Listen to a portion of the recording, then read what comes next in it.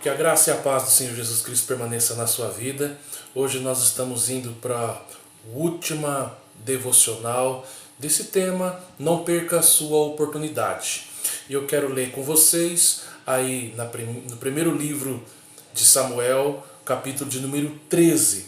Nós vamos ler a partir do versículo 7. Vamos lá. Alguns hebreus até atravessaram o Jordão para chegar à terra de Gade e Gileade. Saul ficou em Gilgal e os soldados que estavam com ele tremiam de medo. Ele esperou 7 dias, o prazo estabelecido por Samuel, mas este não chegou a Gilgal e os soldados de Saul começaram a se dispersar. E ele ordenou: tragam-me o holocausto e os sacrifícios de comunhão. Saul então ofereceu o holocausto. Quando terminou de oferecê-lo, Samuel chegou. E Saul saudou-o. Perguntou Samuel: o que você fez? Saul respondeu: quando vi os soldados estavam se dispersando e que não tinha chegado no prazo estabelecido, e os filisteus estavam reunidos em Micmas. Pensei: agora os filisteus me atacarão em Gilgal, e eu não busquei o Senhor. Por isso senti-me obrigado a oferecer o holocausto. Disse Samuel: você agiu como um tolo, desobedecendo ao mandamento do Senhor, o seu Deus, que ele deu a você. Se tivesse obedecido, ele estaria estabelecido para sempre o seu reinado em Israel. Mas o seu reinado não permanecerá.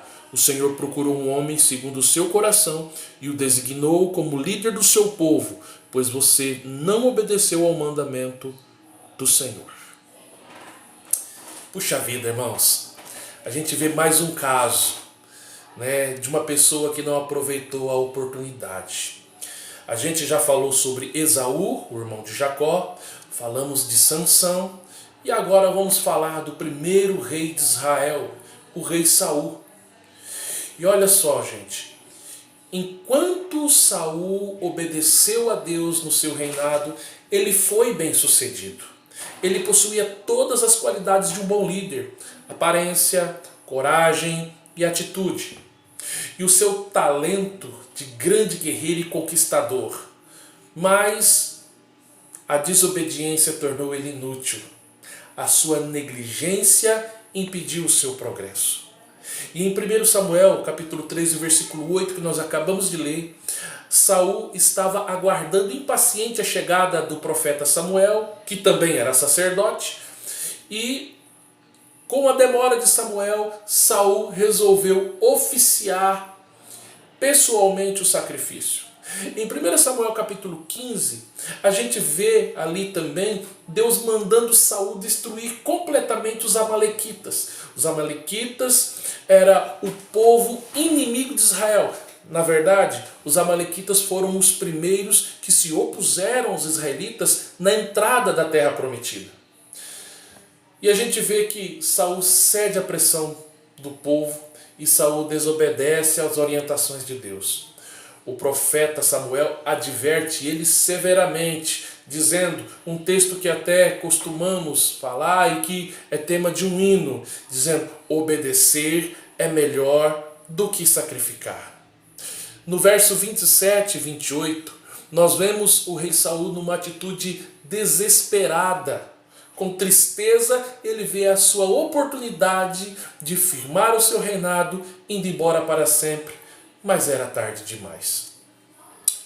O futuro destes 3 personagens foi drasticamente mudado devido às suas reações. Todos eles tiveram oportunidades, mas não souberam aproveitá-las porque se preocuparam com aqui e com agora. E não levaram em conta as consequências dos seus atos. Por que será que o ser humano gosta de brincar com as oportunidades que Deus dá? As oportunidades, elas são para serem aproveitadas. Elas não estarão ali para sempre. Veja bem, Esaú desvalorizou a oportunidade. Sansão brincou com a oportunidade. E Saul perdeu a oportunidade por conta da desobediência. E agora, irmãos? E nós? O que nós vamos fazer? Agora é a nossa hora. Agora é o nosso momento da história. Eu e você. Nós não podemos perder a oportunidade que Deus nos dá. Ouça a voz de Deus enquanto Ele fala. Aproveite as oportunidades que Ele dá para você hoje. O tempo ainda é oportuno. E eu quero finalizar essa meditação, que foi dividida em 3 partes. Eu quero finalizar com 2 versículos bíblicos. O primeiro se encontra na segunda carta aos Coríntios, o capítulo 6 e o versículo 1 e 2. Ele nos diz o seguinte: como cooperadores de Deus, insistimos com vocês para não receberem em vão a graça de Deus. Pois ele diz: eu o ouvi no tempo favorável e o socorri no dia da salvação. Digo-lhes isso, que agora é o tempo favorável, agora é o dia da salvação. Aproveitemos a salvação, aproveitemos a graça de Deus que Ele coloca ao nosso dispor.